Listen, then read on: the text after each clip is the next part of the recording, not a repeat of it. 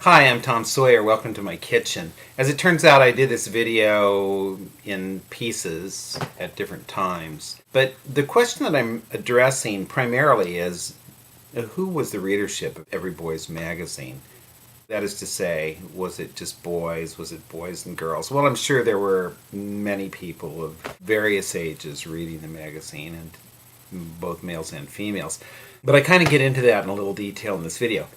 Secondly, though, this all has implications for who was reading modern magic. In the case of Every Boy's magazine, hey, there it was being serialized, and there were going to be girls reading it and maybe thinking, hey, even if I'm never a magician, this is kind of cool.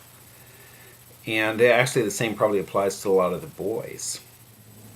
Every Boy's magazine. I wonder if anybody sees any problems with that title.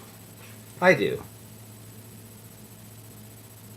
There's at least two problems with it. First of all, Every Boy's magazine? I don't think so, but I don't want to get involved in a big discussion of that. Boys magazine? Boys magazine? That's the next problem with it, because there were many girls who were also readers of this magazine. When the parts were bound up into volumes by Rutledge, a lot of material was left out. Every Boy's magazine, new series, number 24. That's what this is. Number 24 of the new series. Supplement, September 1876. Yeah, this is the September 1876 issue. And this was after the entire serialization of modern magic had taken place. It's the last issue that would have been included in Every Boy's Annual for 1877. So presumably there were 11 issues before this, which would have been included with this in Every Boy's Annual for 1877. Okay, but what's my thesis here? That girls read this periodical as well as boys. Now, one way of proving that is for me to look at some of the interior contents which were not generally included within the annuals. Notice there's quite a bit of supplementary material. And a lot of it consists of the statement of contests that are coming up and the naming of the prize winners for contests that have already been held. One of the contests is Essay on the Battle of Culloden.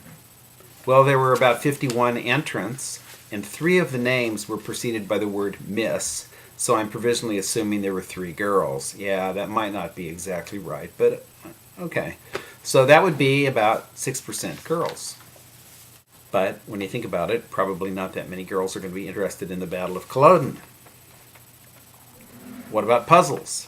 I think there's going to be a higher percentage of girls interested in puzzles.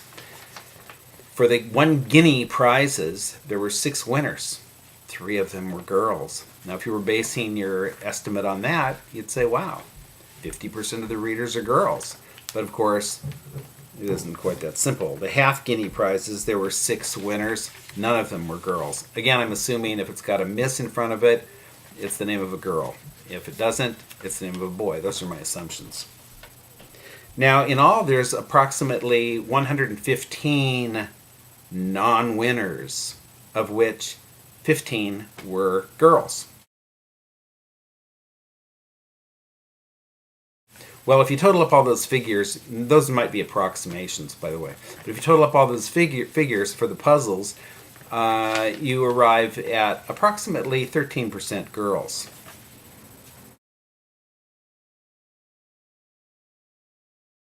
Now, one of the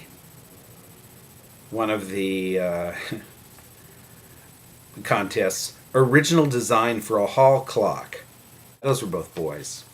And as you might assume, the competition for handle for doorknob in wood didn't have very many entries. More specifically, there was 1 entry. Only 1 bell handle has reached us. Very nicely made by G.B. Ellis. And it gives his address. And you'd think, though, that working in wood might be something that on the whole is more attractive to boys than to girls. Well, I could go on, but I'm estimating, just based on that very fragmentary evidence, that maybe the readership of Every Boy's magazine was 10 to 15% girls. That could be way off, but I don't think it's super far off. So, Every Boy's magazine. Okay, that's it for tonight. Hope to talk to you soon. Take care. Bye.